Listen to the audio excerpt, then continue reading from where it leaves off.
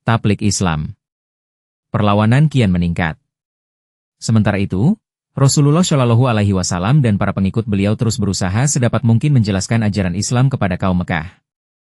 Ajaran itu banyak seginya dan luhur makna pokoknya, bukan saja untuk bangsa Arab, melainkan untuk seluruh dunia.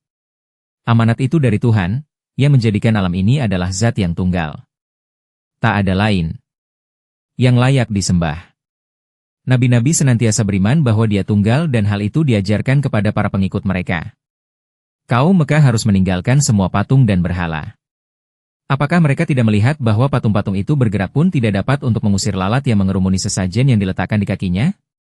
Jika diserang, mereka tak dapat melawan. Jika orang mengajukan pertanyaan, mereka tak dapat menjawab.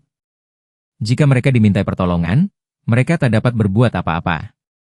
Tetapi, Tuhan Yang Maha Esa menolong mereka yang memohon pertolongannya, menjawab mereka yang bertanya dan meminta dalam sembahyang mereka, mengalahkan musuh-musuh dan mengangkat mereka yang merendahkan diri di hadapannya. Jika nur datang dari Dia, mereka yang berbakti disinarinya. Mengapa kaum Mekah melalaikan Dia dan berbakti kepada patung dan berhala mati dan menyia-nyiakan hidup mereka? Apakah mereka tidak melihat bahwa tidak adanya iman kepada Tuhan yang tunggal dan benar itu telah menjadikan mereka sama sekali dikuasai oleh tahayul dan tak berdaya? Mereka tak mengetahui apa yang suci dan apa yang najis, apa yang benar dan apa yang salah. Mereka tidak menghormati ibu mereka. Mereka bertindak buas dan kejam terhadap saudara-saudara perempuan dan anak-anak perempuan mereka dan mengingkari hak-hak mereka. Mereka tidak memperlakukan istri-istri mereka dengan baik. Mereka menganiaya janda-janda, memperkuda anak yatim, si miskin dan si lemah dan berusaha mendirikan kesejahteraan di atas puing orang lain.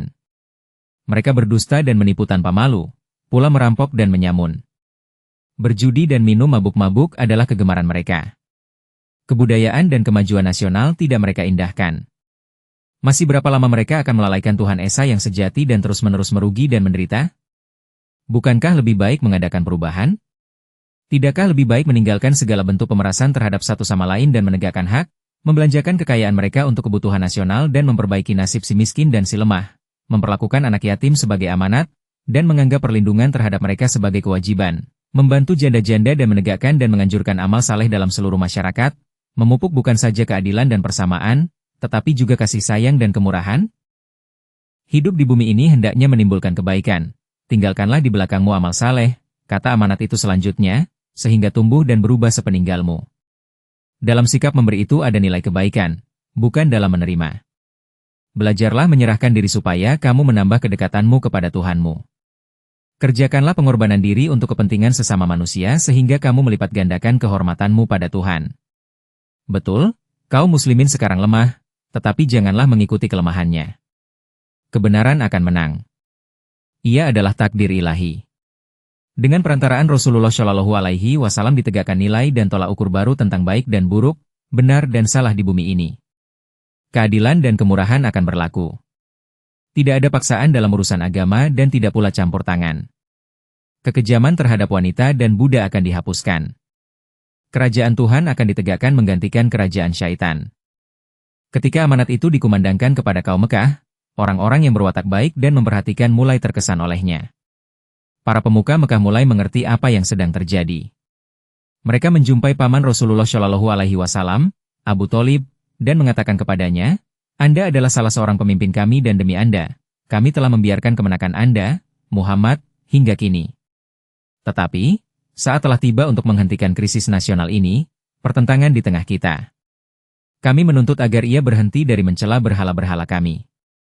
Biarlah ia mengumandangkan bahwa Tuhan itu satu, tetapi janganlah ia mencela berhala-berhala kami. Jika ia setuju, pertentangan dan perlawanan kita akan berhenti. Kami menuntut supaya Anda menjelaskan itu kepadanya. Tetapi, jika Anda tidak sanggup berbuat demikian, maka salah satu akan terjadi. Anda harus meninggalkan kemenakan Anda, atau kami, kaum Anda, akan meninggalkan Anda, Hisham. Abu Tholib dihadapkan pada pilihan yang berat. Meninggalkan kemenakannya adalah teramat berat, tetapi tak kurang beratnya ditinggalkan oleh kaumnya sendiri. Orang Arab tak begitu mengindahkan harta. Kehormatannya terletak pada kepemimpinan. Mereka hidup untuk kaumnya dan kaumnya untuk mereka. Abu Tholib sangat gelisah. Dipanggilnya Rasulullah Shallallahu Alaihi Wasallam dan menerangkan tuntutan para pemuka Mekah.